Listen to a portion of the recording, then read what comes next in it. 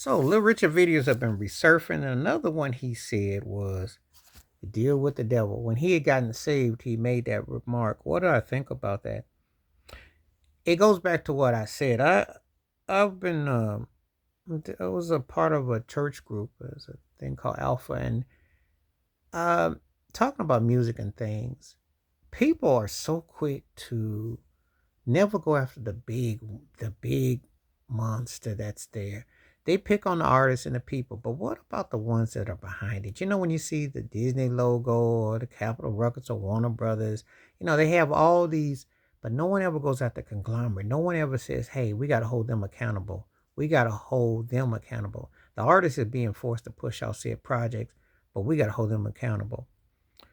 And what Little Richard was saying is that it is making a deal with the devil because yes, you can love the popular music and what have you.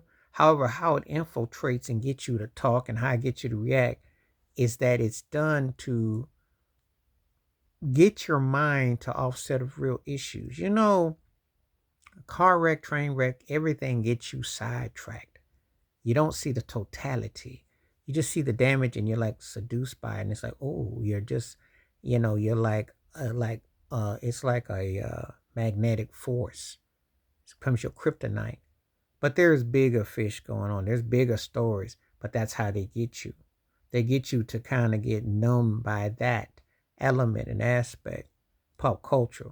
Little Richard knows quite a bit about it. He was one of the most important he was the king of rock and roll, one of the most integral parts and forces on the music in totality. And when he um, went through what he went through, he saw everything you could imagine. Oh, now, yeah, you talk about the Diddy parties and the Playboy Mansion parties and this party and that party, but he lived it. He was living proof of it. He saw it all unfold before his eyes. And no shame and debauchery, none of this is new. Some people think that, oh yeah, the pink cocaine thing, but most of the stuff, there's nothing new. They just find new ways to mix and match. You matter of fact, to tell you the truth, if some of these entertainers and people had invested in science, they could have been some incredible scientists because the mathematical skills and the science that they come up with, the concoctions, they're another level. But this situation is nothing new fundamentally, and the evils and the natures and let's go party and let's go this and that, and that's what the industry has sold you on. And it's also been a buddy buddy system where things were rigged and gigged. I mean, you do make a deal with the devil because you're selling off your soul. You have to exploit to be exploited. You have to be willing to pay someone that will manufacture, that will plaster you, and will coerce your skill set to fit into said audience. And they will do different things cosmetically and not. Let's talk about it, shall we? Because Little Richard was a risk taking, flamboyant, androgynous based artist. And he used that to be non-threatening. You know, I was watching it was an interview with Sheila and Nelson George came out recently. Check it out. And one of the questions is that Nelson George was saying how Prince had a rise quicker than some of black contemporaries of artistry, a la like a Rick James and certain others like some James Brown because he was less threatening. The imagery plays a part. That's just a fact. That's something that you understand. The less threatening you are, the rise of you. Now they flipped it in hip hop because they wanted to be more menacing and they did that, but they played the same plantation games. That is the selling out of it. That's the deal with Answer the Devil, that you know that you have to play this imagery game to subconsciously get over because those are how it goes. Or the one at a time rule, or we'll put the shine on you. This is what we do. It is all bought and paid for. Everything I can think about with Little Richard pertains to everything I'm seeing today. Yes, the musical genres and the lingo and the faces change. However, the basic principles, if you want to call it that, are still etched in place. People still go by that old code of how to play the game. Because Miles Davis always said, folks, how they act, know how to act. The music stylings, the way that you are presented, the way that you fit into a certain box. That's what they do where you're concerned and your audience.